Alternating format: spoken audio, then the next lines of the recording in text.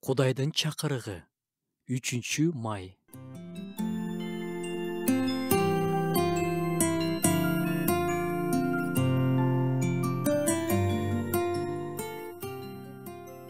Өз кылмыштарын жашырган адам ийгиликке жетпейт. Ал эми өз кылмыштарын мойнуна алып, аларды таштаган адамга ырайым кылынат. Римдиктерге жазылган кат. Жашыруун күнөө аябай кайгылуу кесепеттерге алып келет. Адамдын ишенимин талкалайт. Кээде адам жашыруун күнөөсүн Кудай билип калат деп коркпой, адамдар билип калса эмне болот дейт. Кээде адам күнөөсүн, кылмышын адилет соттон корккондуктан жашырат.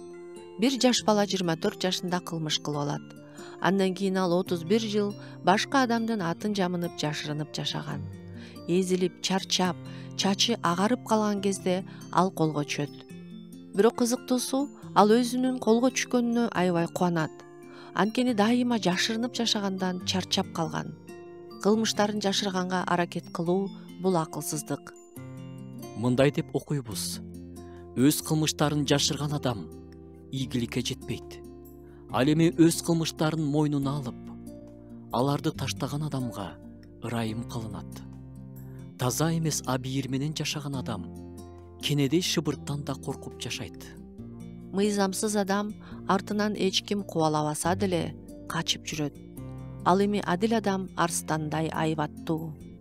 2 жаш үйлөнгөнгө чейин күнөө кылышканын жашырып, жыйындын алдында бири-бирине убада беришип, кадимкидей үйлөнүү тоюн өткөрүшөт. Бирок көп жылдар бою экөө тең коркунучта жашашкан. Жашоолорунун бардык тармактарында тең, эч кандай ийгилик болбой кыйналып келишкен. Аягында абийирлери чыдабай Кудай алдына келип, кылгандары үчүн экөө тең тобо кылышкан. Тобо кылган күндөн тартып эркиндикке чыгышкан. Жашыруун күнөө баары бир акыры ачылат.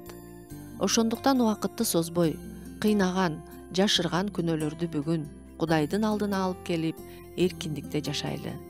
Өз кылмыштарын мойнуна алып, аларды таштаган адамга ырайым кылынат.